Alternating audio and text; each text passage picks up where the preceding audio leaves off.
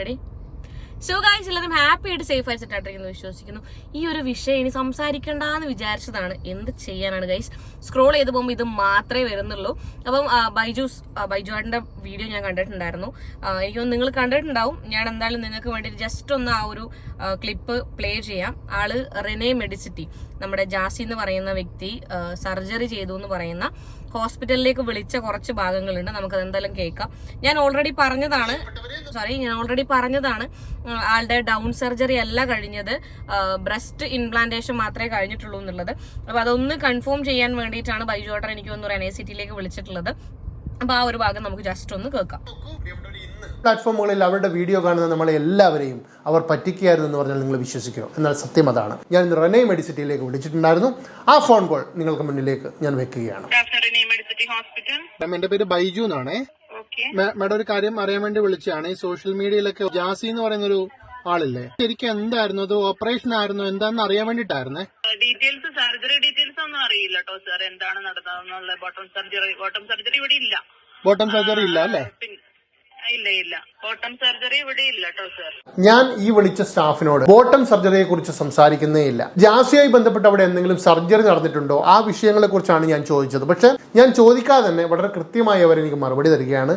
ഇവിടെ bottom surgery അപ്പം bottom surgery ഈ പറയുന്ന റെനെ മെഡിസിറ്റിയിൽ ഇല്ല എന്നുള്ളത് ആ ഒരു ഹോസ്പിറ്റലിലേക്ക് എന്നെ വിളിച്ചിട്ട് ബൈജോടൻ കൺഫേം ചെയ്തിട്ടുണ്ട്.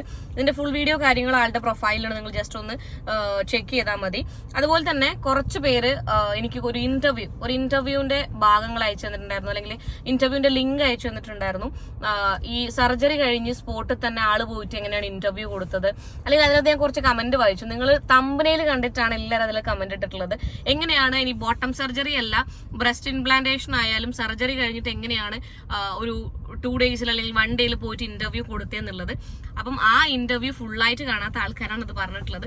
അത് സർജറിക്ക് ശേഷം എടുത്ത വീഡിയോ അല്ല. അതിലെവിടെയും ഞാൻ സർജറി കഴിഞ്ഞ് വന്നതാണെന്ന് ഒന്നും പറയുന്നില്ല. സർജറിനെ കുറിച്ച് പറയുന്ന ഭാഗത്ത് ആളെ ഇത്രേ പറയുന്നുള്ളൂ. എനിക്ക് ഇഞ്ചക്ഷൻ ഭയങ്കര പേടിയാണ്, അതുകൊണ്ടാണ് സർജറി ചെയ്യാത്തത് എന്നാണ്. കറക്റ്റ് ഒരു അരമണിക്കൂർ എങ്ങനെ ആ ഒരു സാധനം ഉണ്ട്. ഈ അപരാധം ഞാൻ മൊത്തം ഇരുന്ന് കണ്ടു. എവിടെയെങ്കിലും സർജറിനെ കുറിച്ച് എന്തെങ്കിലും പറയുന്നുണ്ടോ എന്ന് നോക്കാൻ വേണ്ടിയില്ല.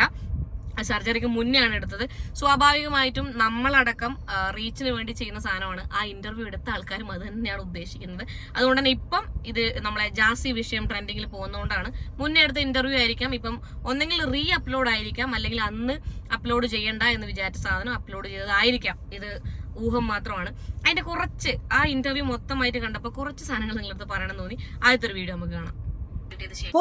ഇപ്പൊ മോള് പറയാണ്, ഞാൻ ഒരു എന്താ പറയാ, ഒരു എന്റെ ഉള്ളില് ഒരു ആൺകുട്ടിയാണ് ഉള്ളത്, ഞാനൊരു പെണ്ണല്ല, ഒരു ആണാണ്. അത് മോള് പറഞ്ഞു കഴിഞ്ഞാൽ അതാണ് മോളുടെ ഐഡന്റിറ്റി അല്ലേ? ഇപ്പൊ ഞാന് പറയാണ്, ഞാനൊരു ആൺകുട്ടിയല്ല, ഞാനൊരു പെണ്ണാവാൻ ആഗ്രഹിക്കുന്ന വ്യക്തിയാണ്, ഞാനൊരു പെൺകുട്ടിയാണ്. അപ്പൊ അതാണ് എന്റെ ഐഡന്റിറ്റി, ഞാനൊരു സ്ത്രീ ആവാൻ ആഗ്രഹിക്കുന്ന. ഇത് ഞാനൊരു കാര്യം, നിങ്ങള് മണ്ടനായിട്ട് അഭിനയിക്കുന്നതാണോ?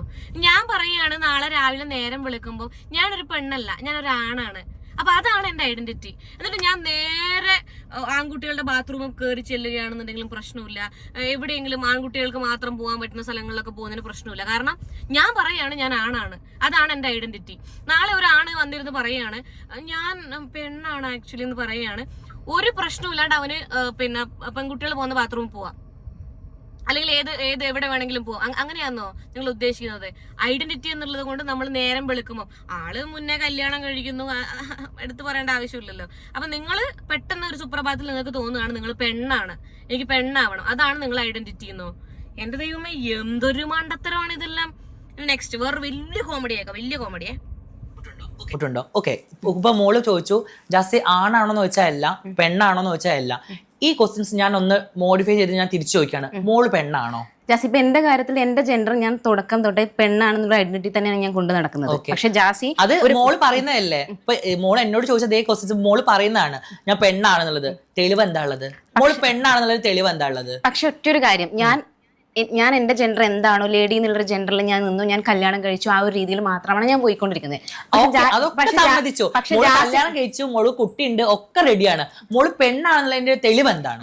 ഇപ്പൊ എന്നോട് മോള് ചോദിച്ച ക്വസ്റ്റ്യൻസ് ആണ് ഞാൻ തിരിച്ചു ചോദിച്ചത്. എഗെയിൻ ഞാൻ ചോദിക്കുകയാണ്, ആ ആള് ആ ഇന്റർവ്യൂ എടുക്കുന്ന ആള് പറയുന്നുണ്ട്, ഞാൻ തുടക്കം തൊട്ടേ പെണ്ണായിട്ടാണ് ജീവിക്കുന്നത്, ഞാൻ കല്യാണം കഴിച്ചു, എനിക്കൊരു കുട്ടിയുണ്ട്, അപ്പം ഞാൻ ഇടയ്ക്ക് വെച്ചിട്ട് പെട്ടെന്ന് കല്യാണം കഴിഞ്ഞ് ഒരു കുട്ടിയൊക്കെ ആയി കഴിഞ്ഞിട്ട് ഞാൻ പറഞ്ഞിട്ടില്ല ഞാൻ ആണാണ്, എനിക്ക് പിന്നെ പെൺകുട്ടികളോടാണ് താല്പര്യം, ഞാൻ ആണാണ്, ഞാൻ പെൺകുട്ടീന്റെ കൂടെ പോകുന്നു, അങ്ങനെ ഞാൻ പറഞ്ഞിട്ടില്ല. എന്നിട്ട് ഈ പൊട്ടനിരുന്ന് ചോദിക്കുന്നത് തെളിവെന്താണ്? നിങ്ങൾ കല്യാണം കഴിഞ്ഞു ശരി, കുട്ടികൾ ഉണ്ടായി ശരി, തെളിവെന്താണ് നിങ്ങൾ സ്ത്രീയാണെന്നുള്ളത്? അല്ല സീരിയസ്ലി മാൻ, എന്ത് എനിക്ക് മനസ്സിലാവുന്നേ ഇല്ല. ശരിയാണ്, പിന്നെ എങ്ങനെ തെളിയിക്കാൻ പറ്റും എന്നുള്ളതൊക്കെ ചോദിക്കുന്നുണ്ട്. പിന്നെ ഇനിയിപ്പോ തെളിയിക്കാൻ വേണ്ടി ഇന്റർവ്യൂർ ഇതൊക്കെ ചെയ്തിട്ട് യൂട്രസ് ഉണ്ട്, എനിക്ക് യൂട്രസ് ഉണ്ട്, അതുകൊണ്ട് ഞാൻ സ്ത്രീയാണ് ജാസി, അങ്ങനെ പറയണമായിരുന്നോ? എനിക്ക് മനസ്സിലാവുന്നില്ല. ശരിയാണ്, ചിലപ്പം പ്രസവിച്ചത് കൊണ്ട് മാത്രം സ്ത്രീ ആവണം അങ്ങനെയൊന്നും ഇല്ല. നമ്മളിപ്പം ഈ പറയുന്ന പോലെ യൂട്രസ് ഉള്ള പൊതുവെ അങ്ങനെയാണ് സ്ത്രീകൾ എന്നൊക്കെ പറയുന്നത്, അല്ലെങ്കിൽ പീരിയഡ്സ് ആവുക അങ്ങനെയുള്ള കാര്യങ്ങളൊക്കെയാണ് നമ്മൾ സ്ത്രീകൾ എന്നുള്ളൊരു സാധനം പറയല്. അപ്പൊ നിങ്ങളുടെ തെളിയിക്കേണ്ട ആവശ്യമൊന്നുമില്ല. ഇത്രയും പൊട്ടത്തരം ചോദിക്കുക നിങ്ങളടുത്ത്. ആ ഇന്റർവ്യൂർ തന്നെ അയാളിങ്ങനെ ഉള്ളിൽ ചിരിക്കുന്നുണ്ടാവും, വേറെ ഓപ്ഷൻ ഇല്ല. കാരണം ഇന്റർവ്യൂവിന്റെ ഇടക്ക് നിങ്ങൾ ആ മണ്ടെന്നൊന്നും വിളിക്കാൻ പറ്റില്ലല്ലോ, അതുകൊണ്ടായിരിക്കും വിളിക്കാത്തത്. നീ ആ ചോദ്യം ശ്രദ്ധിച്ചിട്ട് എന്തെന്നത് തെളിവെന്താണ്? നിങ്ങൾ കല്യാണം കഴിച്ചു, പിന്നെ അതിന്റെ ഇടക്ക് അവരൊരു കാര്യം പറയുന്നുണ്ട്, പിന്നെ കല്യാണം കഴിച്ചിട്ട് കുട്ടികളായിട്ട് ജെൻഡർ മാറുന്ന ആൾക്കാരുണ്ടെന്ന്. ഇങ്ങനെയുള്ള നാരികളെ തച്ചു കൊല്ലണം എന്നാണ് ഞാൻ പറയുന്നത്. നിങ്ങൾക്ക് ഈ കല്യാണം കഴിക്കുമ്പോഴും കുട്ടികളാക്കുമ്പോ ഒന്നും ബോധം ഉണ്ടായിട്ടില്ലേ? നിങ്ങൾ ആണല്ല പെണ്ണല്ല ഒന്നുമല്ല എന്നുള്ളത്. അങ്ങനെയുള്ള ടീംസ് ഉണ്ട് എന്ന് ഞാൻ പറഞ്ഞതല്ല. ആ ഇന്റർവ്യൂവിൽ ഈ ജാസി തന്നെ വളരെ കൃത്യമായിട്ട് പറയുന്നുണ്ട്. അങ്ങനെയുള്ള ആൾക്കാരുണ്ടെങ്കിൽ ചിലപ്പം ജാസിയോട് തന്നെ ചോദിച്ചാൽ മതി. ഉണ്ട്, അറിയാമെന്നാണ് പറഞ്ഞിട്ടുള്ളത്, വാട്ട് എവർ ഇറ്റ് ഈസ്. പിന്നെ ഇവരുടെ പ്രൊഫൈലിന്റെ അകത്ത് കുറേ എഗെയിൻ ആൻഡ് എഗെയിൻ വീഡിയോസ് കാര്യങ്ങൾ വരുന്നുണ്ട്.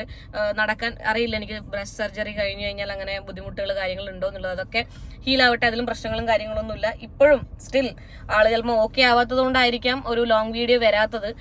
ബ്രസ്റ്റ് സർജറിന്റെ പിന്നെ എക്സ്പ്ലനേഷനും കാര്യങ്ങളൊക്കെ ഈ റെനെ മെഡിസിറ്റിന്റെ അവർ കുറച്ചുപേർ എനിക്ക് മെസ്സേജ് അയച്ചിട്ടുണ്ടായിരുന്നു, ഞാൻ കണ്ടിട്ടുണ്ടായിരുന്നു. പിന്നെ ഒന്നാമത് ബിസി കാര്യങ്ങളായതുകൊണ്ടാണ് ഞാൻ നോക്കാത്തത്. രണ്ടാമത് ഈ ഒരു വിഷയം സംസാരിക്കണ്ട എന്ന് വിചാരിച്ചുകൊണ്ടാണ് നിങ്ങളെ മെസ്സേജിന് റിപ്ലൈ തരാത്തത്. ഡീറ്റെയിൽസും കാര്യങ്ങളൊക്കെ അവിടെയുള്ള കുറച്ച് കാര്യങ്ങളൊക്കെ എനിക്ക് മെസ്സേജ് അയച്ചിട്ടുണ്ടായിരുന്നു. വരികയാണെങ്കിൽ എന്തെങ്കിലും കാര്യങ്ങൾ വരികയാണെങ്കിൽ അതും ഞാൻ ഇടുന്നതായിരിക്കും.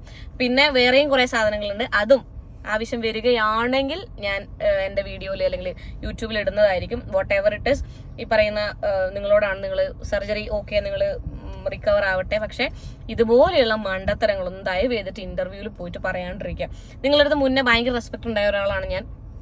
ഞാനിങ്ങനെ സംസാരിക്കേണ്ടി വന്നത് നിങ്ങൾ കാട്ടിക്കൂട്ടിയ കുറെ കാര്യങ്ങൾ കൊണ്ട് മാത്രമാണ്.